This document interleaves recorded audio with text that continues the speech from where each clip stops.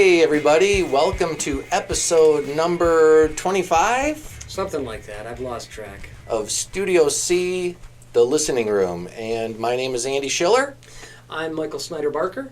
and here we are with our guest, Jordan Schug. Round of applause. All right, claps for everyone, yeah. Okay, Jordan is active in the Detroit music scene. He's a music teacher. He plays cello along with other instruments as well as bass. Mm-hmm. And you may have seen him on stage with Laith El-Sadi and other famous names around the area. And so, why don't you tell us a little bit about your studio? Oh yeah, I've got a lot to talk about, don't I? I have a music program that I sort of developed, although I kind of feel like I'm just using information and things that have already been out there. It's just that nobody's really doing it, and so I felt a need to fill a hole that needed filling in the music world and community, and so that's a big passion of mine. I also play a lot of music. I play several gigs a week. I have my own project with my friend J. Rowe called J. Rowe Jordan Schug Sextet, and we've been putting out records and playing shows, when we can as adults. And this is a jazz group. yeah, it's a jazz sort of Fusion. yeah, it's like a proggy fusion jazz from like maybe British influence, like in the late 70s. King Crimson influenced. I mean, like Jay and I listen to a lot of music, including King Crimson and all the Canterbury stuff. And Now you have Michael's attention. yeah. I'm a big King Crimson fan. Oh, okay, yeah, right on, yeah. I mean, there's a lot there. Yeah, we play. It's like composed, like we think of every note, we write it all out. But it's a typical jazz group with trumpet, saxophone, Rhodes and synthesizers and mellotron. I play upright bass. Jay plays drums, and then we have a percussionist. So it's a really fun group, and Jay and I spend a lot of time on every note. Right. Just trying to make it right. It's not 100% improvised because you've written out your charts. You know what your melody is going to be, but then you improvise some solos. A little bit, yeah. We actually toned down the improvisation, which is funny because that program I was telling you about earlier is really geared towards reintroducing improvisation to the string world, which is like surprisingly lacking. Right. Yeah. So we were jumping around here. So Independent String Program is a program that basically teaches string players how to read a lead sheet, which is it's like a melody written as staff notation with chords above it, which is very common in our world. You've probably seen it all the time. They make fake books. Like the real book. Like the real book, yeah. But what's different about that is it's not jazz. It's actually many different styles of music. So inherently in any chord symbol, there's a few notes. And when you play a string instrument like a violin or something, that comes down to choice. Which note do I choose? And inherently in that is improvisation. I'm not a big fan of the word improvisation because it could mean so many different things. Like I'm improvising my words, but I'm not improvising sounds, The words have meaning and we speak in a certain language, but I couldn't do that in Spanish.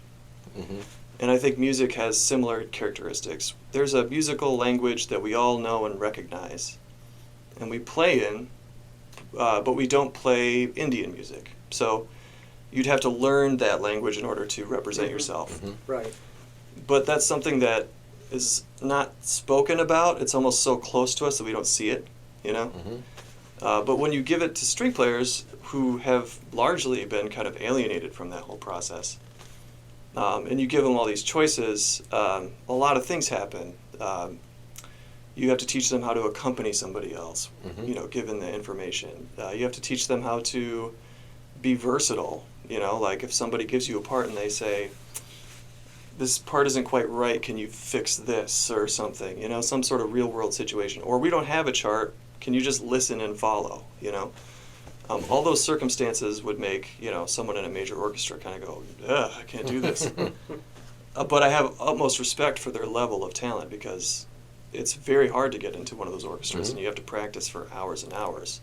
It's just when it comes to versatility, they might have some things lacking. So the program is there to show people what that is, and then what it's ended up becoming was a creative space for young musicians who like are creative, and they might sit in the back of the orchestra, but they have a good ear and they have cool ideas, and so that's what it's been in the past. It's also for older people who don't have time for an orchestra situation, or like the schedule, or like they're not quite good enough to make it in, or they would feel intimidated by a very difficult piece. And so they want to play, but it's like, where do you go? You know? So they come to us, and what we do is we have a room, so it's like this, only bigger. Everyone brings their instruments in. We bring out the fake books, and we say, let's play this song together. You know, let's make it up and figure it out. And so we play the song, and then we turn the page and we play another song, and we turn the page and play another song. So is that the classical jam, or is that a different It is event? the classical jam. Okay. That's what we do. But with the classical jam, we use classical music. So we'll take a lead sheet of a classical song, and then, you know, for me, it's fun because I can improvise over that tonal language. Like if it's a Baroque piece, I can take a stab at improvising in that style, which I'm super into. But the person next to me could be a beginner playing just whole notes, you know, on one string, and the charts kind of supply that path for them because the way we set it up. So it's great. There's a lot of benefits to it. It's fun for everybody, and it's very casual, and it's just a chance for us to get together and be around each other and tell jokes and play music and smile and laugh and not have all the pressure of like being amazing or having a performance situation, you know? Can't take it seriously all the time. You gotta have some fun. Right. Just a little. Yeah, I think it's easy to get stuck in the trap of, oh, we got to put together a band and then we got to play a show, you know? Right. It's a lot to ask for people to even leave the house these days. It really is. You know, I think speaking of that language aspect of music, I think just speaking through your instrument is very fulfilling, and I don't think it's necessary to always have a show you're preparing for. You know, I know that I said, like, my band earlier, like, we spend time on every note and we make it really, everything is thought out and there's not much improv.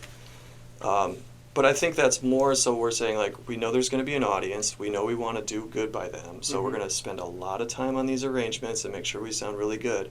And then there's another aspect of my life that's like, I don't have to worry about a show. I know that I can play and speak through my language and improve my technique or work on my intonation or my vibrato or whatever I have in my mind, or just my ability to play with others. That improvised space is really designed for that, you know? So it's very fulfilling. And so your studio is it in Hamtramck? No, I used to live there. No, it's in Troy, which is a suburb of Detroit, just north. It's at a place called McCourt's Music. And yeah, I've been teaching out of there. Detroit Violin Company is like a subsidiary. I've been teaching there for several years, and so when they had a big room available, I was like, I'll take it. And so I've been just I'm paying rent there and collecting like a membership fee, and people can stay as long as they want. So we're there for 5 hours. I'm there for 5 hours, and people will just come and go as they want. Some people stay like for 4 hours.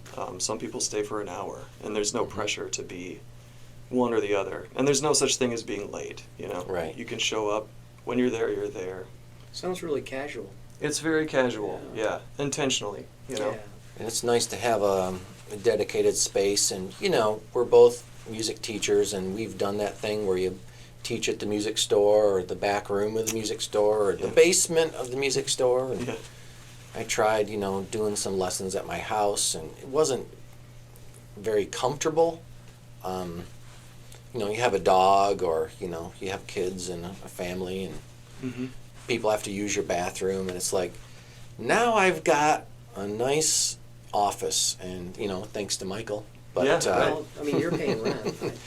but anyways, it sure does make a huge difference to have a nice space where people feel comfortable to Yeah. express themselves with their instruments. And I'm really glad you're here because this was empty space for a lot of years. You know, I was just using an office for counseling and a group room, and the rest was just storage. But you know, it's nice to have music, especially here, Mm-hmm. because it's a passion of mine as well. And you have a lot of students here, right? I'm sure you've got a I've lot. got about 40 students a week right now. Ooh, yeah, all And right. That's a good number right there. I've had more. You know, I've had 80 or something, but that was too much. I've had probably 60 is my most. So I did that for a little while. Mhm. That was like a main source of income for me. But things changed. You know, I have a kid, Yeah. and the hours of your life just flip when they hit kindergarten. You know, it's Yeah, like Right. I do. so it took me out of it a little bit. I was out of music for quite a while, and then my kid turned 19, Mm-hmm. and you know, I went and found some people. Yeah, right. Yeah. That's great. So that's the situation I'm trying to set up for people. Yeah. Yeah. People need to have an avenue to assemble, you know, Right. and I'm just providing the tools for them to do that. You know, Yeah. especially if you play like a non-guitar. Well, actually, we have a lot of guitar players, but you know, like a violinist or you know, someone who plays clarinet. You know, it's like, where do you go? I would take this to Ooh, a cajon. open mic nights, and Mhm. and people would invite me to sit in with them, and that was a lot of fun. Yeah, right. Yeah. So yeah, another thing I do is run the Aretha's Jazz Cafe jam Mm. session with my friend Scott Gwinnell. Really, I kind of I'm the house band bass player. But yeah, that jam mentality kind of maybe came to me from that, you know, seeing how the jazz community assembles. They come up on stage, they play their solo, their song, and then they sit back down and watch the rest of the thing. And it's this big variety show for the people, Nice. Mhm. you know, and it's how we learn. And if you didn't, you know, if you were smart about it, maybe, or just like very go-getter, you could do that and not go to school Mm-hmm. and take notes every week and see what the professionals are doing, see how everyone else does it. And you could probably get yourself into a career, you know, in jazz. And that's the origins of how that music kind of propagated and how those musicians became really good and spoke the same language, you know. Mhm. So, which is foreign to most people. But yeah, that's a social Yeah. gathering moment, you know, that I think everyone could could get a lot out of, if that makes sense, you know. Well, music brings a lot of people together. Yeah. You know, I don't know if I'd know Andy quite as well if it wasn't for music. Right. Mhm. Along with a lot of those other people's on those CDs that are on the wall. This is our Right. wall of fame. There's everybody that's been on the podcast, Oh, that's cool. I should have brought something. growing fast. I should have brought my record. I didn't think of it. Tell us about your records. Yeah, let's go into that. Oh yeah, so we just had a record come out called Missant, Missant. That's the J-Ro Jordan Schug thing. And then Is that a French word? it's a word that we saw on a sign in Hamtramck. Okay. Perfect. And we looked at it and we were like, that's a funny word. So it's a Polish word. It's Polish. It I might be guess, huh? Polish. It was on a church. Actually, we've looked it up. We don't know what it means. But it's become a centerpiece of our whole thing. Anyway, yeah, so that just came out, and that's on Northern Ashram Records. Mm. So if you just go to Northern Ashram, which is spelled ASHRAM, at Bandcamp, or no, sorry, northernashram.bandcamp.com. That's where you'll find that record, and then you'll also find my personal record, which came out in like 19 or something, 18. Is that on Third Man Records? No, but we know a lot of people at Third Man. We did our record release party at Third Man. Mm. Warren DeFever, who works at Third Man, I'm playing his wedding. He's a good friend of mine. He also works for Blue Note. So we we know a lot of people. Yeah, Third Man Records is great. Actually, it just played at the Nashville location. But when you're in Detroit and in the music scene, Right. you end up kind of bumping elbows with some really cool people. And Third Man's crew is just awesome, you know. Yeah. So what is on your solo record? You play cello and upright bass, or do you play other Yeah. instruments? No, it's just those two. Well, there's a story there. So what I did was I had a live group play my songs, and I played upright bass with them. At the time, my bass was tuned in fifths, which is a different tuning system. Hmm.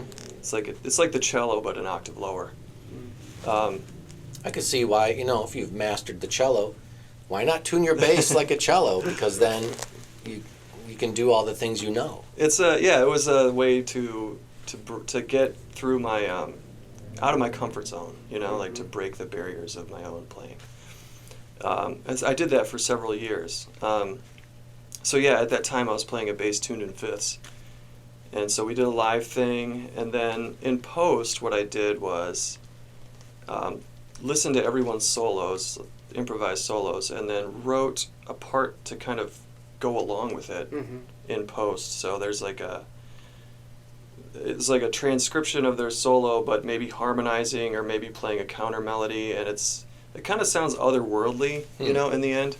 I basically programmed the MIDI and then ran it through a Moog synthesizer, and then had the Moog kind of recorded the Moog playing along with the other player. Very cool. But there's no click track. It's actually kind of, it's not, it's composed, but it's there's energy to it that doesn't follow a click, And it's interesting to hear like music like that with a part like that that's not to the grid. You know what I mean? Mm-hmm.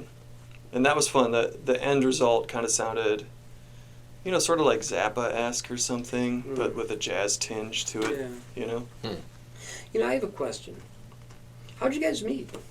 Yeah, good question. You Back should in tell the the day. story. So, you went to high school with Angela, who I am married to. So there's that, and so we've known each other since back in the day. But there was a time when your mom, Brenda, went on vacation, and you were 16, and you were in high school, and she's like, "Well, I don't want to leave Jordan alone at home while I'm gone for 2 weeks or whatever." And so I came in and I stayed at your house, and I was like the responsible adult, although you were a very mature person, even at age 16. Yeah. And so there wasn't much chaperoning to do. I just kind of hung out with you and stayed at your house, and ate your food, and it was great. But good times. I was a professor of music, associate professor of music at Siena Heights and Adrian College at the time. But other than that, we had played together some, and we just knew each other from both being in the Adrian scene, and there were lots of Adrian bands in the 90s who I'm sure we both saw and listened to and joined and got kicked out of and rejoined and Yeah. all that It's a drama small and stuff. scene, yeah, right, definitely. But then we went our separate ways, and a decade or so passed, and then when I came back to Michigan, I looked you up right away, and I was like, I gotta talk to Jordan. Guess what? I moved back to Michigan. GPS And signal lost. Oh no, that's funny. Your map. I didn't get You've lost. arrived. Maybe I'm not here. No, yeah, you were the But, coolest dude in Adrian at the time, as I recall, man. Like you. It must You have were been the s- hair. Yeah, the hair was amazing, and like the attitude was amazing. Like you just had a just chill vibe. I think a lot of people looked up to you, myself included. Yeah. Thanks for saying that. Yeah. Well, I had a nice office at Adrian College, and there was so many great things happening. One of my students was a professor at Adrian College that came and learned Grateful Dead songs, and I had all sort of people that were taking lessons with me, and I had kids that were taking lessons, and I played with the Adrian Symphony, and that was kind of the height of it. But I remember coming back in 2015 and looking you up, and we went out for lunch that one day, and I remember specifically the only thing I talked about was like negativity, and I just told stories about this bad thing happened to me and this other bad thing happened to me, and let me tell you all about it, Jordan. And It's a probably chance to vent, I mean, like Good times. you got to share stories like that too. I think, but yeah, But, that was a nice lunch date, man. Yeah, I remember that. But things are so positive right now as far Yeah, as with the yeah. music scene and Mm-hmm. my office and teaching lessons. And Michael and I have been playing in a band, and Yeah. we got a cool podcast going. That's and right. So We there's should not. watch it sometime. Yeah. What's it called? Anyways, but yeah, there's not as much negativity like there was back in the day. So Mm-hmm. I You had. know, we live, we grow, we learn, we become wiser. We kind of settle into ourselves and find ourselves and find our place Yeah. as we get older. Mhm. You know, when we're young, we're just still trying to figure everything out. Mm-hmm. Yeah, I feel more fulfilled than ever. Yeah. And I'm really glad that I chose to do music because it's only gotten more fun for me, as the years progress. I don't think everyone feels that way, though. I just think it's about getting yourself in the right situation Mm-hmm. with the right people, and then just trusting that you'll get better, and trusting that it will become fun if it's not quite fun yet, as long as you kind of pursue it. Well, as long as you're practicing, inevitably you will get better. Right. Yeah. Hey, and tastes change, and Yep. goals and motivations change. And at one time, I was like, I'm going to be the greatest classical guitar player alive. And, I don't have that as my goal anymore. Mm-hmm. Now I have other goals, and it doesn't include that. And that's okay. You know, Yeah. when I was 13, I decided I'm going to be a rock star. Mm-hmm. When I was 13, Yeah. and I've achieved that goal. I've been paid to play music. Yeah, right. There you go. You did it. Whether it's $50 at a farmer's market, Right. or whether it's just tips. Right. I've achieved the goal.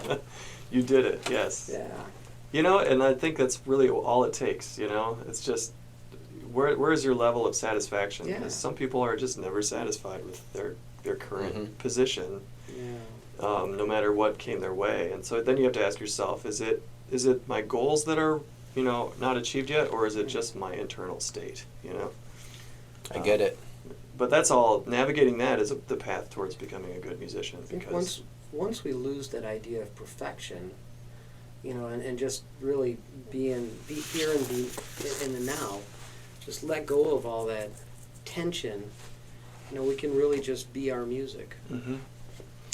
Jordan, didn't you play in the jazz band at Siena Heights at one time? I did, yeah. Okay, that there was we my go. back in my origin days, yeah. Mike Lorenz, who I run into every now and then, and Ben Lorenz is his Okay. son, who's you probably know him, right? You Yeah, guys are he's got friends? that nice studio at Willis Sound. Shout out to Ben and his awesome Yeah. studio. Yeah, right. He just told me about that, and his son is a bass player. Oh, He came up to me at the end of my show one time. So I was playing in that group. I was in a punk band, and I love my friends that were in that band. But I was feeling a little unfulfilled, and I knew I was kind of getting good, and so I was trying to just branch out just a little bit. So what you're saying is, you were playing in a punk band, then you were starting to get good, and you kind of graduated from punk because they can't have good players? Nah. I like that. No. I mean, I have a ton of respect for like Klaus Fluoride and all Just those kidding. great bass players in punk bands. But no, I was just wanted to diversify, I guess. I'm one of those people that just wants a ton of different things. Yeah. And I'm always kind of reaching for new experiences, and Mhm. and I go fully into them, but I have a lot of different things I'm doing, So yeah, that was kind of maybe the energy there. And then Siena Heights, they didn't have a bass player, and I think I was 15 years old, and I had my jazz bass. Yeah, we had high school students all the time playing Yeah. a jazz band. And so I went in there knowing very little, and but kind of figured my way through it, and then little did I know that I would become my career. I Well- didn't even know there was a career in that at the time. Mm. That jazz band was like, I remember walking in the first day, being a freshman or whatever. And the teacher wasn't there. We just kind of sat around and talked. And Yeah. then like 10 minutes later, 10 minutes after the class was supposed to start, Mike Lorenz walks in. He's like, hey, everybody, play your scales. 1, 2, 3, 4. And everybody went, and I just kind of looked around going, oh no, I don't know anything. Yeah. Yep. And I had to whisper to the guy next to me, "What's everybody playing?" Yeah, right. They have that sheet there, I remember. Oh, I don't think I ever really got good at that either. Those 2-5-1 licks. Yeah, all that stuff, and I mean, just playing the major scales around the circle of fifths. Like the first day of class, I mean, I thought I was in Scourge after all. So like I was like a Right. metal guy. Yeah, I was like, right. I can shred, you know, I know, Yeah. I can play fast. Yeah. And like they were like, play a C major scale, and I was like, give me a second. Yeah, right. Hold on. Wait. Yeah. The weights, they say, right? Wait. There's C. Yeah. Where's that? Yeah. But yeah, that jazz band really taught me a lot. Like you were saying earlier about the lead sheets, Mm-hmm. we used to do, you know, even in the real book, they had Beatles songs. You know, Yeah. Yesterday was in Mhm. the original, For sure. the real book, and it was just the notation and the chords. And I remember Mike Lorenz pointing at me and going, "All right, play the third of every chord. 1, 2, 3, 4." Yeah. And you'd look at the chart and you'd go, "Okay, I'm just going to only play the third of the chord," and you'd be staring at the page. And I Mhm. learned all sort of stuff from Mike Lorenz. I mean, Yeah, shout out to him. Yeah. He Yeah. did a lot of work for the Jazz Adrian community, you know?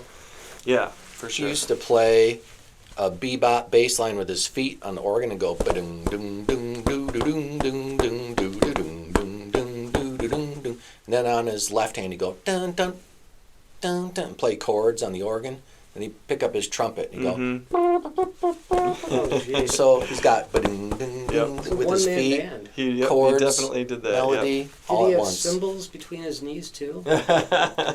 And he shout out, "Okay, modulated tritone," ba-ding, ding, and he'd just keep going. And he would change the key of the song, and everyone would look at each other like a deer in Yeah. headlights, you know. He got that, I don't know if he got that from Gene Parker, but Gene Parker from Toledo, also from Toledo, does the exact same thing. And it's such a trip when he does the trumpet organ thing, because he knows exactly what rhythm he's going to play, so he'll kind of accompany himself with perfection, you know, like everything is exactly the same. Definitely, I think that Toledo jazz scene has that energy to it, where it's like, let's get down to basics and learn every little theory thing we can, and you know, it's like this workhorse mentality that was great. You know, I saw the Toledo, excuse me, the Toledo Jazz Orchestra several times. Ben Lorenz played the drums. Mike Lorenz played organ, I think. And I would just go listen. And then a couple years later, I got hired at a recording studio. I worked at a couple different studios, Sharon Recording and Audio Matrix. And part of their contract was they got hired to record every performance of the Toledo Jazz Orchestra. And so then I was the guy behind the board. Oh yeah. Of course, Cool. you'd never interrupt. You were just like a fly on the wall. You wouldn't like ask a question or tell someone to move over because you need to put a mic there. You were just like, you couldn't interfere. Mm-hmm. But I would record just like a, you know, stereo, just record the room. Wasn't like I was miking instruments, but I recorded the Toledo Jazz Orchestra for, I think, a whole season. So you probably know some of the guys like Kevin Icahn, Chris Bizzelli. I mean, that name sounds familiar, but I'm sure they don't remember me. Yeah. We rehearsed, or they rehearsed at University of Toledo, which I actually went to from 1998 to 2000. Mm-hmm. Anyway, that's a different story. Yeah. No, I spent some time in Toledo as a result of being an Adrian for a few years after college. I was just living at home, and eventually I was like, man, I should play again. You know, like my break's over, I'm ready to start. Mm-hmm. And so I went up to Ann Arbor, and I met Paul Keller, and he was playing with his big band, and so I was like, yeah, I'm a bass player. He's like, oh, that's great. And I was like, yeah, I went to North Texas. And he's like, oh, that's a good school. Why don't you sit in? And I was like, okay, sure. So I got up there, and I hadn't played bass in like 6 months. Like my chops were gone. And I got up there and I started playing his bass, and he doesn't have an amp, so you got to really pull hard to get heard. And so I was playing as hard as I could. And he was sitting at the bar, and he's like, play another one. Play another one. And so I'm like, okay. I played another one, and I could start to feel like my fingers are getting like blistered up, you know? And then he kept like forced me to play another one. And I got done, and I had this like red blister, just full of blood. And I was like, oh man, this is brutal. I used to play for hours on end and never had this problem. I didn't realize that I was, deconditioned to play the bass. So I went back home with my tail between my legs, and then he called me up on the phone and was like, you know what? Call this guy, Mark Kieswetter, who lives in Toledo. He's like, he needs bass players all the time. He's a super nice guy. And I was like, okay. So I just cold called this guy, Mark Kieswetter, who was an amazing pianist in Toledo. Mm-hmm. And he's actually also from Adrian, which is a small world situation. So I went down there and I started talking to him, and we became friends. We were playing. I was playing with him all the time. He actually just passed away a few weeks ago. Very sad. But he taught me a lot. And if it wasn't that was Toledo got me started again. You know what I mean? Like Paul Keller told me to call Toledo. I went to Toledo, and I started working. And then I was like, you know what? I'm starting to make a living here. And I actually got enough gigs in Toledo to rent an apartment in Adrian. And so I was living in Adrian for a while in an apartment.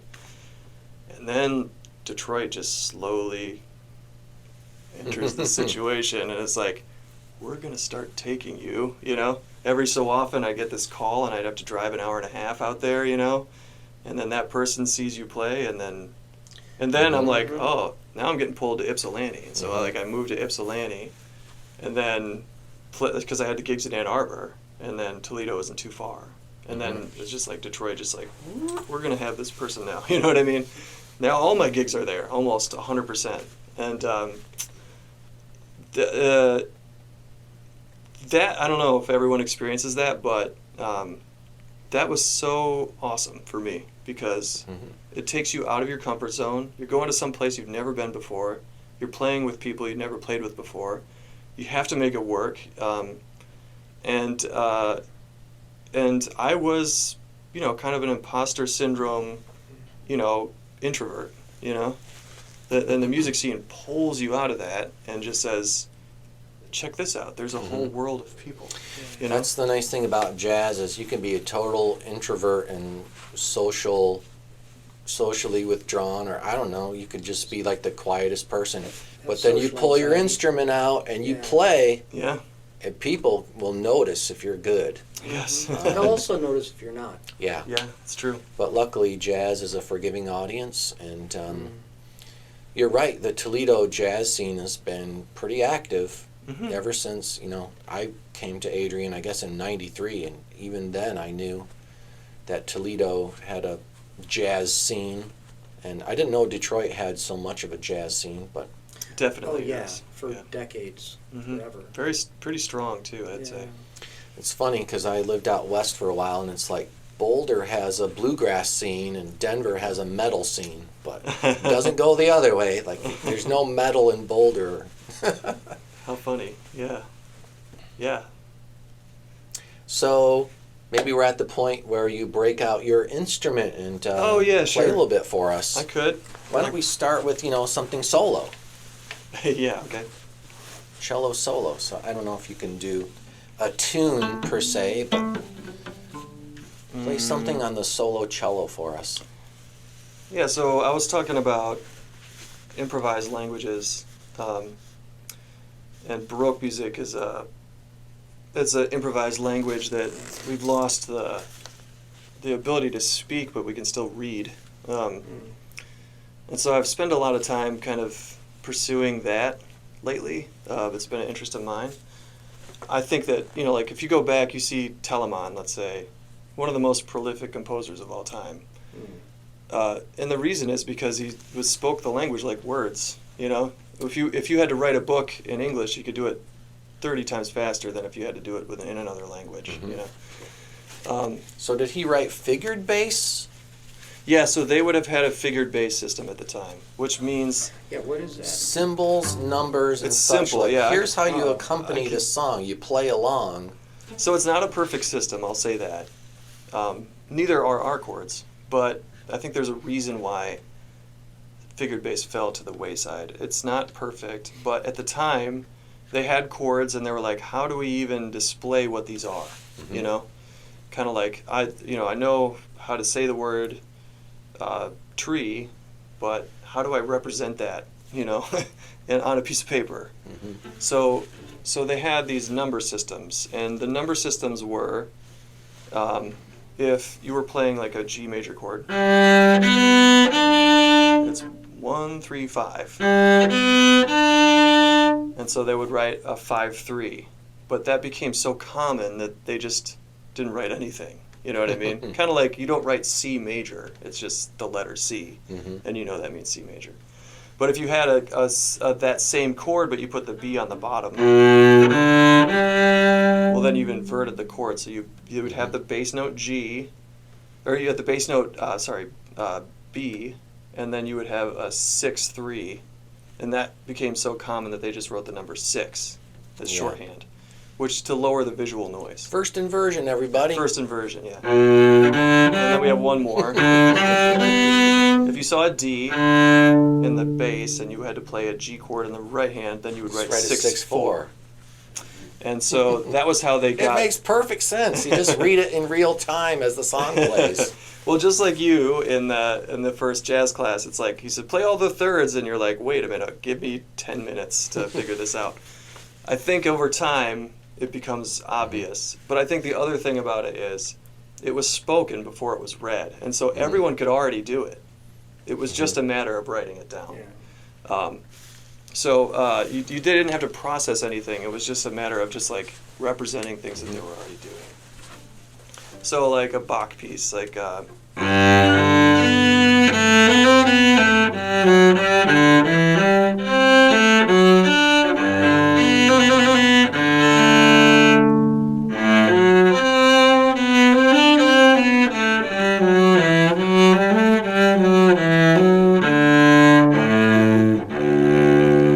in that piece you can hear all these chords. This is a G chord.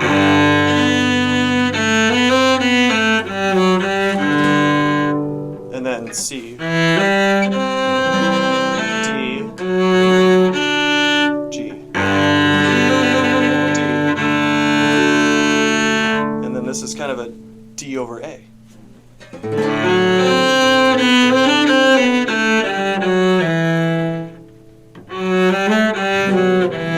You could play a G there, play an A. Ah, Right. is it A7? Yeah, could be. Doesn't have to be. So those chords are the cowboy chords. Mhm. You know, Mhm. they're the same basic harmonic structure that we still use to this day. But, Thank you, Bach. Yeah, exactly. So that is an old thing that we still do. But for him, he was doing counterpoint, and the idea is that we're all running on those chord symbols, but we're improvising lines over those chord symbols. So, like so what I just played a second ago was literally Bach. But if I was going to take the idea of that, you know.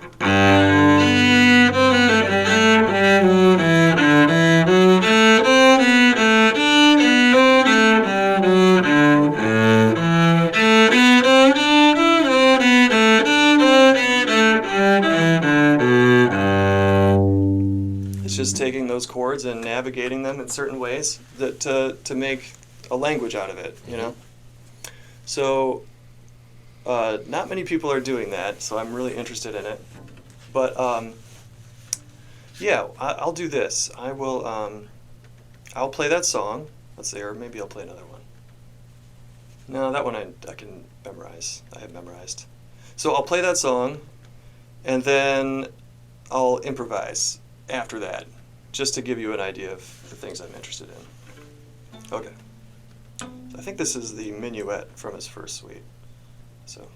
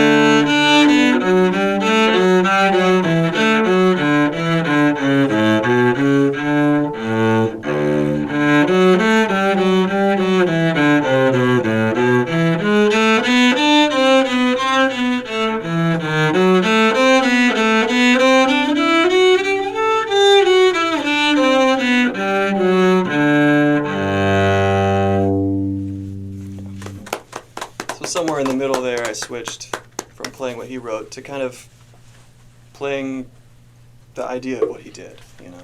And you might hear like a minor. Of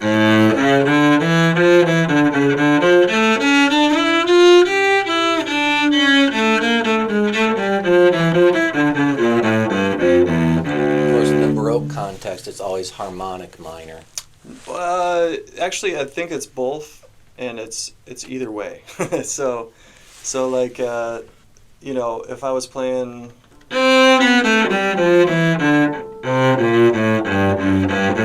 if I was playing D minor, let's say, you know, for me to play.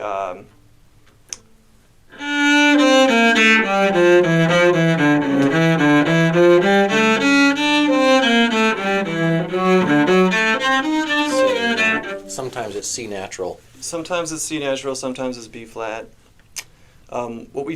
What they don't do often is to play a B natural, which would be the jazz guys thing. They use tonicization and sort of modality. So if you're tonicizing a minor, you have that A7 chord, but that A7 might raise you to a C sharp. But if you're passing through, it might make sense to play a C minor. That's the most difficult thing to teach, actually, is it's hard to explain the minor thing because it's changing the scale according to what the music is telling you. Versus if you're playing in C major, you're just playing in C major and that's it. You know, there's no other weird things. If you want to play a note outside of C major, you need to change keys. And so yeah, minor is tricky, but it's also my favorite thing for that reason. Minor is more expressive. Yes, it's just beautiful. Yeah. And I would much rather play in minor for like 20 minutes than major.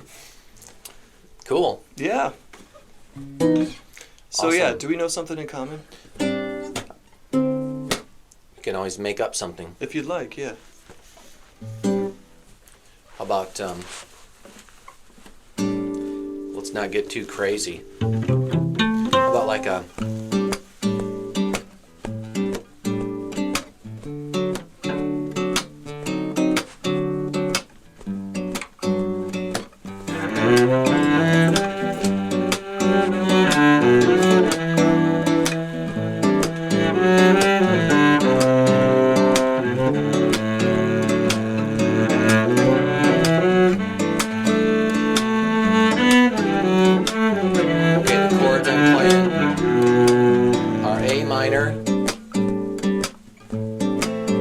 D7. D as in dog. There we go. G. And then G. One. So let's start from the top. 1, 2, ready, go.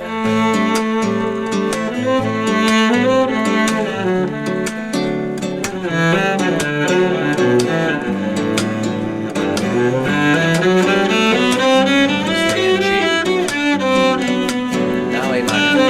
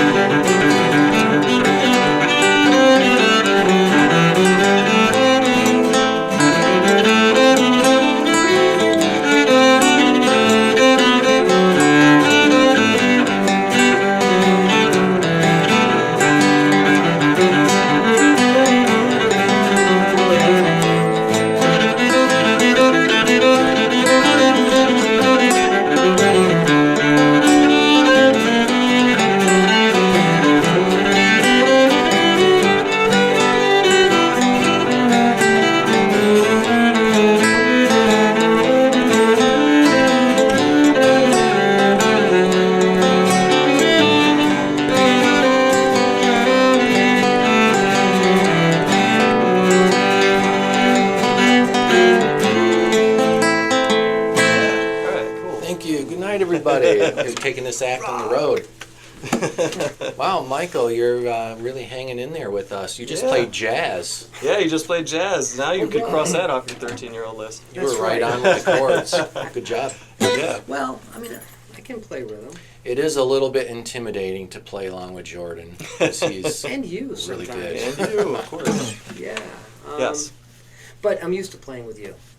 And I'm not used to playing with a cello. That's true, yeah. Yeah. Yeah, not many contexts where you'd find this playing what we just did. But it's, I've heard a lot of great songs with cello. Mhm. Yeah. Like Mike Gentry's album has a lot of cello on Oh, it. cool. And some other friends of mine. Yeah, yeah. I'm going to have to sign up my daughter for lessons with you somehow. I mean, I know it's a long drive, but It I'll is have a to long figure it out drive. because she's going to summer camp this week with MASTA camp, Mm-hmm. Michigan Association of String Teachers, Mm. and she'll be there for 5 days. But cello's a primary instrument. So. Yeah. And it's nice to be able to go to an event like that and just really immerse yourself in playing the Yeah. music. Yeah. Well, there's a lot to know about, like, if you're going to go classical, you have to learn how to read. Like, that's Yeah. just an essential component. But there's a lot in the music that you have to interpret. Like, Right. there's dynamics, there's articulations, there's stylistic components to the music that Yeah. you wouldn't get if you just decided to play by yourself. There, you have to force yourself to play the dynamics, and then someone's got to show you the style, you know. Yeah. And that's what she'll learn, hopefully. I've got her doing she's practicing, of course, Yeah, right. that one. Of course, every time I'm there, it goes up.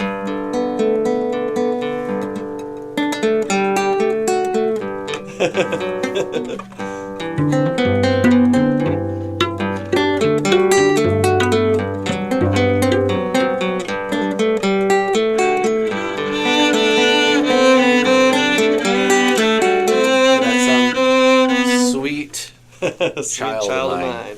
cello suite child of mine.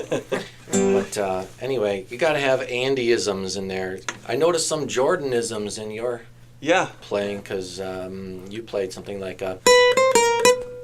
I was trying to get outside. I was trying to do that. Yeah. Played a chromatic enclosure. That's what you might call that. Oh, fancy. I was strumming. Yeah. Yeah. No. What are some more Jordanisms besides chromatic enclosure? You know what? I try to make a Jordanism as much as possible. Is to Is it that only other people can point them out, or you don't realize you're doing them? But no. I mean, what I'm trying to do is keep a train of thought. So, if I play something, I train myself to either do an exact repeat or a sequence of that idea, so that I can keep a continuity. And if I can remember it after I played something, you know, like.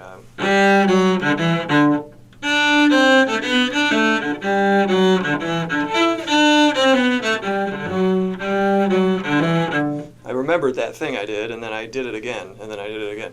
That's a very simple example, but if I'm an exact repeat is harder than you think. As soon as you try and do it, you're like, what was it I was even doing?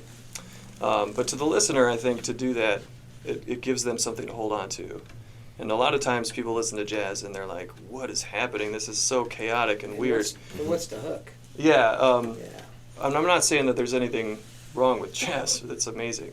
But I think that not many people speak the language. And so I'm trying to reach out to everybody. There's certainly linguistic things that you can do that are like those.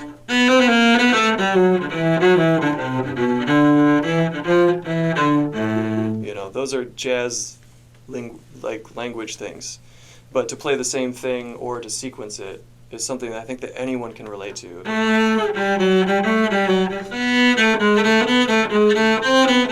can kind of tell where it's going. Exactly, and it takes you for a ride. It's like it lets you get in the car. It's a little bit more predictable. Yeah. So those are I don't think of them as Jordanisms, but I think of them as what someone would do when they're in the moment, but they're actually paying attention to what they're doing, and they're not getting lost in the jamminess of it, you know, where they're just playing and they don't even remember what they just did. It's Yeah. thoughtfulness, you know. So like, Andy said that you played some bigger shows, other than orchestral. Oh, yeah, What are some of your experiences? what's the biggest show you've ever played? The biggest show I ever played was a long time ago. It was a very fortunate situation. I played in a band that was opening for Erykah Badu Okay. at Bass yeah. Performance Hall in Fort Worth, Texas. And there was about 5,000 people in that audience. And I was playing bass. My friend Jason Davis, who I'd been playing with, who was, a friend of hers, she got him on the bill, and he asked me to play. The thing about Jason Davis is that, he was kind of a pure jazz guy. He's just like, let's get in there and make it up and do what we do. I got like 3 solos that night on bass, and they put a big spotlight on me, so I couldn't see anything else. It was like the whole audience was sitting there watching a bass player and nothing else in the spotlight. And Very so cool. I just I don't even remember what happened. I remember I played I was playing as best as I could. Of course. Had no idea what I did. Speaking of remembering what you do, didn't remember. I was so nervous. And at the end, the audience started clapping, and it was like the craziest sound I'd ever heard in my life. So Erykah Badu, Yeah. she is a jazz vocalist? Oh yeah, so she had several hits. She's actually got a huge following. She's an R&B. Did she have that Vocalist. song, The Sweetest Taboo? No, that's Sade. Oh. She had I need a rim shot, babe, diggy Okay. diggy. You remember that song? Sort of. It was on the radio when we were in high school. So she can do scat Or when I and was in high school. improvise as vocals as her instrument. Yeah, she's a cool R&B artist with some she's got, it's hard to describe. Wasn't she on Blues Brothers 2000? I don't like know. The swamp scene? I don't know if I can remember. Okay. Um, I can look it up. anyway, So- she's a big artist, like huge. Right. Big enough to fill that room. And Yeah. So you with played no with problem. Laith El-Sadi also? yeah, Laith and I had he hired me to play bass with him at a steady gig for several years. I played it was fun, man. I was playing electric bass, singing backups, hanging on for dear life, because he is speaking of like an improviser, he's a really Yeah. good soloist improviser. And I think he liked me because I would follow him on those little journeys he went on, instead of like being locked into it. I was good at like keeping it locked in, but following him at the same time. And just being supportive, which is a huge backbone of my playing, is just supporting people. So Did you play with him when he played here in Tecumseh a couple times? I don't think so, no. I've played with him on the road a couple times, but it was mostly that one gig because his regular bass player couldn't make it. And so he kind of had me come in just for that one gig. And so I did that for a long time. I got to know Laith pretty well. So yeah, I played a couple bigger shows with him at performance spaces, like after he won The Voice, the third place thing. So that was a big thing. I played the Jazz Festival several times, and those are some big crowds. I think I played there maybe 5 or 6 times. Detroit Jazz Fest. I played with Hot Club of Detroit, which is a gypsy jazz band. Gypsy jazz. And we would go on the road and play some pretty big halls sometimes. I like gypsy jazz. It's just like some of the tempos are just very, very fast. And Yeah. I didn't really practice that. As It's insanely fast. very fast. Yeah. Every song's fast. It doesn't get much faster than gypsy jazz. So yeah, I did stuff with them. I'm probably forgetting. Like I played in a group for the Scott Quinnell Jazz Orchestra that had a very famous bass player named John Clayton, who's like one of the top bass players of all time, and so I was playing bass in the big band when he played bass with his quintet, and so those two things were coming together.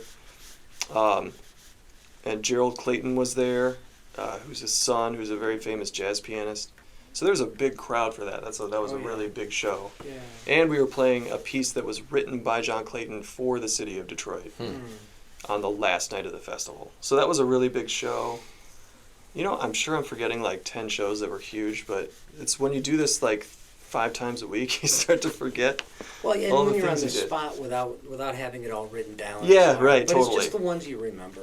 I go through my it's- like resume or something, and I'm trying Yeah. to put it together, and I'm like, so what have I done?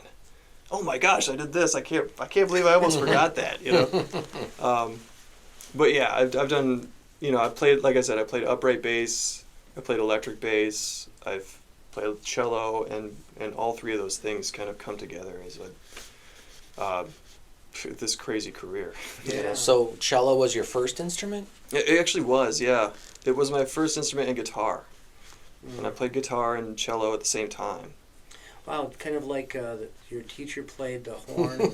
Yeah, right.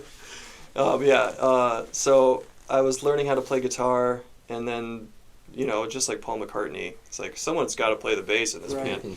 So I ended up getting a bass there, and then in the orchestra around the 8th grade or 9th grade, I can't remember. I think it was late 8th grade. The bass player left, and they were like, "Well, who can play bass here? You know how to play electric bass." And so I started playing bass. You drafted. Then. I got drafted, exactly. So I got drafted into the upright bass, and playing with the orchestra, and Upright bass players are in great demand. yes, exactly. Yeah. And that's one of the reasons why I can work so much too. Right. And I do love the instrument, but when I practice, I play cello. And right now it's like 50-50 gigs. It's like maybe a little bit more cello these days, because I do solo cello, but I also play with like string quartets or something. Mm-hmm. And then jazz gigs kind of come out of nowhere, and so that's how I make a living. Cool. Yeah. Sounds like that's how you make a life. It's a good life. Yeah. Yeah. It's a good life. Yeah, and there's the old adage that if you love what you do, you never work a day. Right. Yeah. Totally. Yeah. Yes. I don't think so. The 3 of us don't work at all because we love what we do.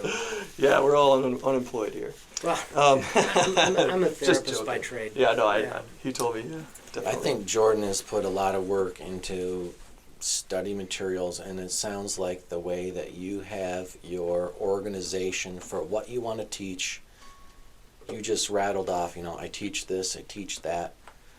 It's not just like people come to lessons and you're like, what do you want to learn? You've got an definitely. idea of your philosophy, your style, and it's well thought out and thoroughly sorted. So good for you. Let's talk about that. Like, here, pull your guitar up. So play A minor, and then play E major.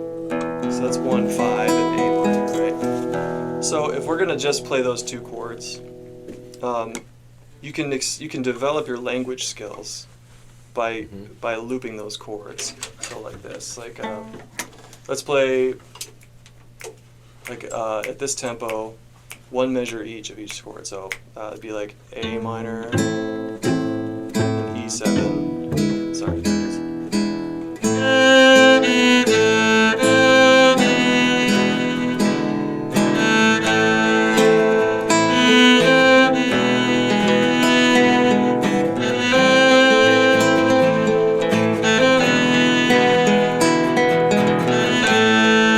It's 3 notes I just used, Only 3, no other ones. But I'm navigating those chords, Mm-hmm. right? Yeah. And I'm trying to make something that sounds musical. And then you kind of slowly expand your horizons from there. Maybe we add a D and an E. Let's try that. Ready, go.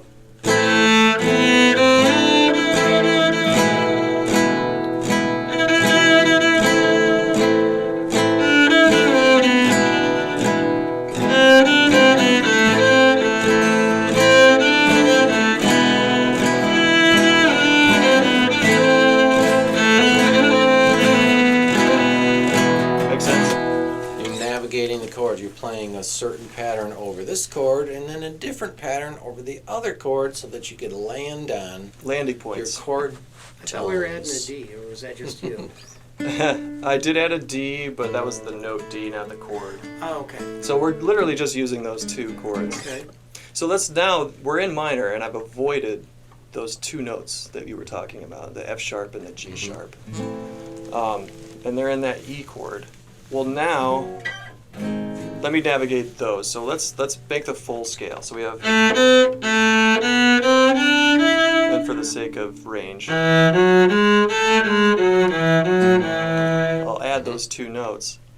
Now when it's the A minor, I'll take them away, and when it's the E, I'll bring them back. You know, and that's just a very basic way to keep that going. Ready? And we're just playing the A minor and the E side. Exactly. Yep. Okay. Ready and.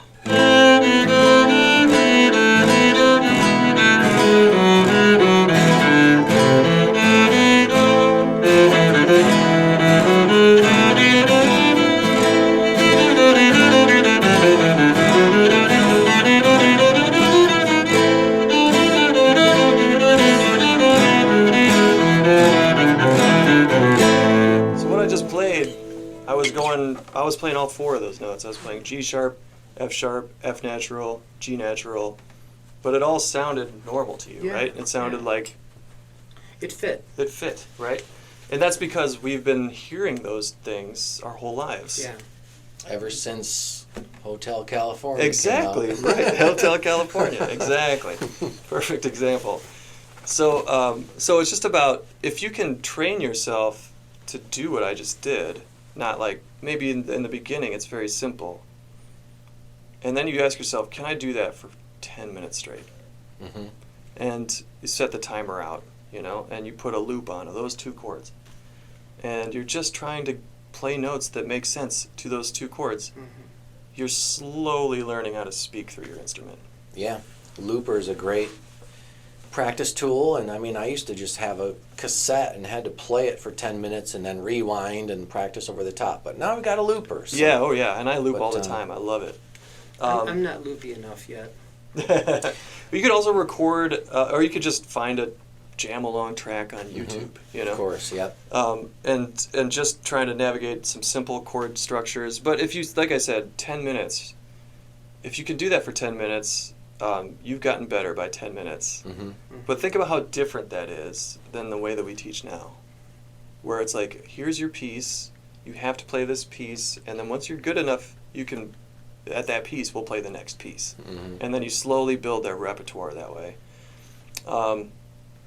That's all well and good, but why do we have to completely get rid of what I just did? You know?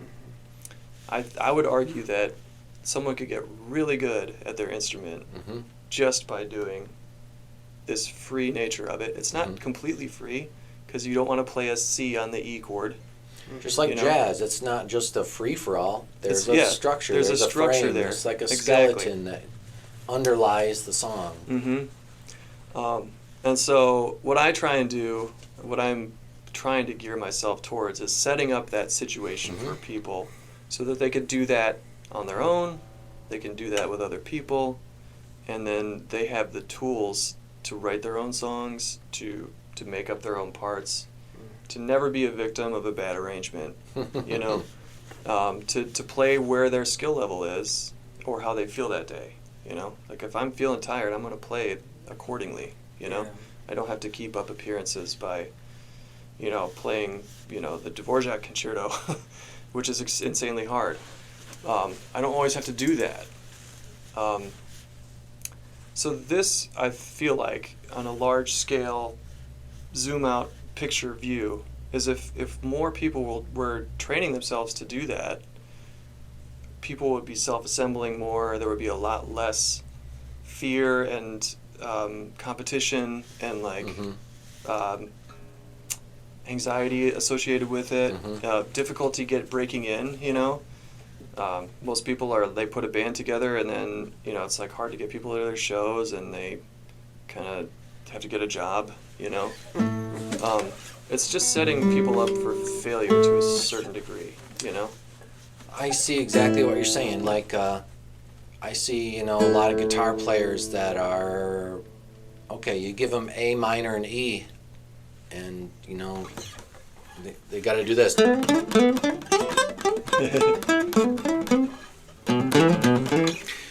Or, you know, play it as fast as they can. But there's just something about, okay, you need this.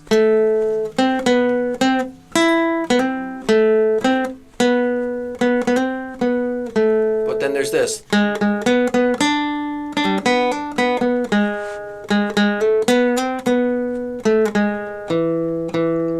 And then you need this note.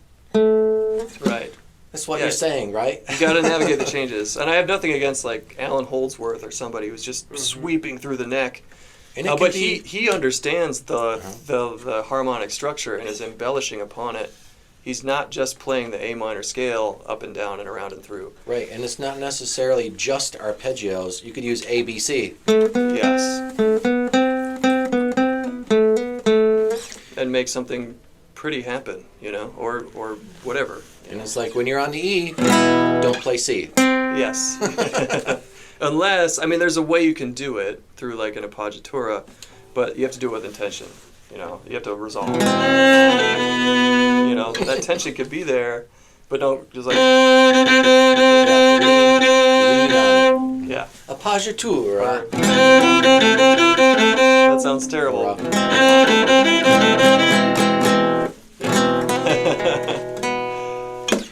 I mean, we joke, but that's hard to do, and if it's difficult, then it's something that you need to face the reality of. And if that means slowing yourself down and saying, can I make something happen with this?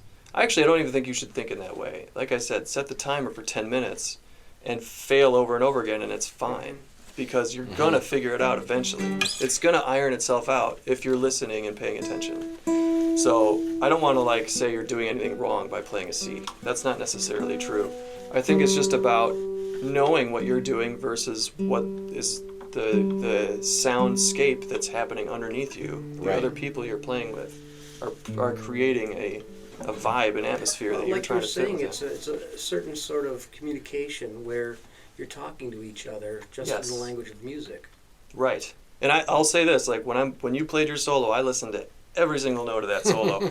And it took me several years to be good at that, to hear every single note that they're doing. And like at first you're like, I gotta listen to this person, and then you're kind of drifting off or worried about what you're doing or what part you're doing. But now I could go into the studio and nail it because I'm listening to the other parts and hearing how my part fits in those parts rhythmically, tonally, intonation-wise. Like you gotta find that, and you gotta find it from the music that's being put in your ears. You know. And that's the thing about a lot of the players that do the thing that you're talking about. Like that isn't necessarily conducive to listening to the people that you're playing with. No, that's You know? yeah, that's not at all. And so you have to slow those people down and be like, wait, how does what you're doing fit in with the music that's happening around you? Right. Mm-hmm. And so yeah, it took me, like I said, several years. If just talking about rhythm, like what's the rhythmic feel of the band you're in? Yeah. We did a little bit of that in the jazz band that we talked about. Like Mike Lorenz used to say, okay, just play one string, or play a solo with one note, go. Yeah. Okay, well, you can play one note. All you got's rhythm. Yeah, that's all you got. So you're Neil Young. Keep Like, on what can you do with rocking in one the note? free world. Or what can you I do used to with two sing notes? that in the band while playing drums. I love Neil Young, man. Yeah, He's me awesome.